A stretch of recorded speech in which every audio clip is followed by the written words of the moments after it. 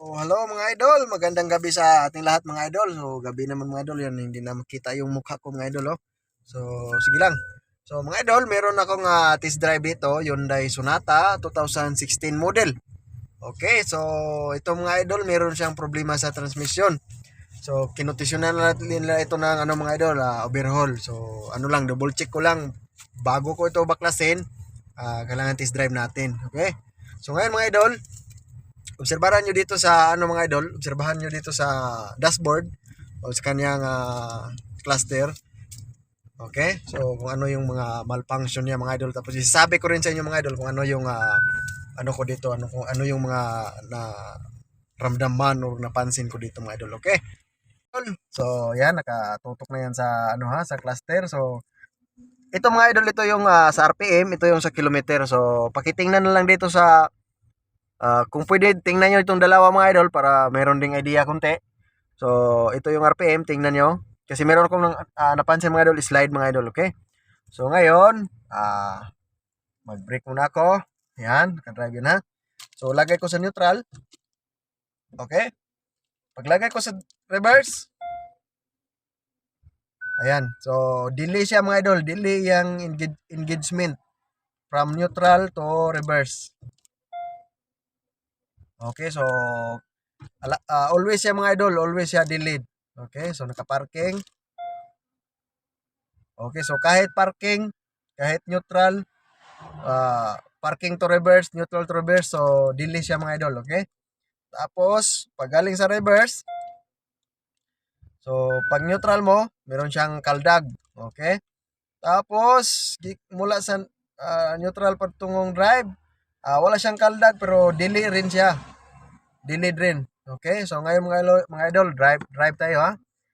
So, pasensya na yung mga pagsalita ko mga idol kasi Bisaya, mahirap magtagalog. So ayan mga idol. So ayan, naka number 1 tayo ngayon ha. Ano ba to? So ayan, naka number 2. Pasok yung number 2. Walang slide, walang kaldag. Ayun, number 3, slide. Naka-RPM lang tayo ng konti mga idol, kaya konti lang yung slide. Pag na-RPM natin yan ng malakas din yung slide niyan. Okay, number 4, walang slide pero may kunting kaldag.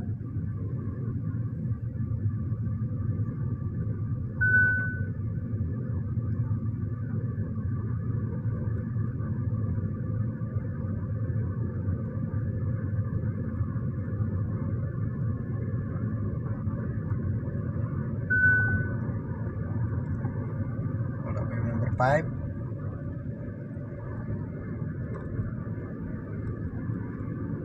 Ayun, may slide sa number 5.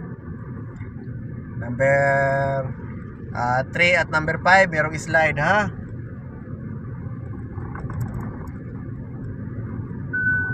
Number 6 na lang yung hintayin natin. Parang hindi na tayo aabot sa number 6 mga idol kasi malapit na yung likuan dito.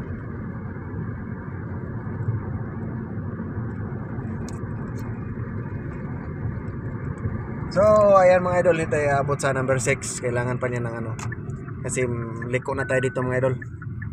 Okay, so ayan, kung nakita nyo mga idol, so nakita nyo sa needle, meron siyang slide.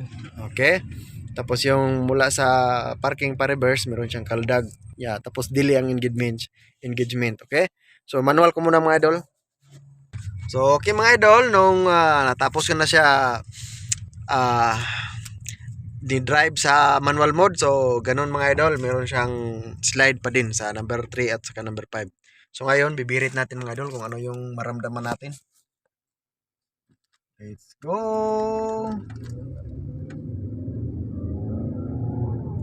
Number 2. Ayan, slide number 3. Number 4, okay.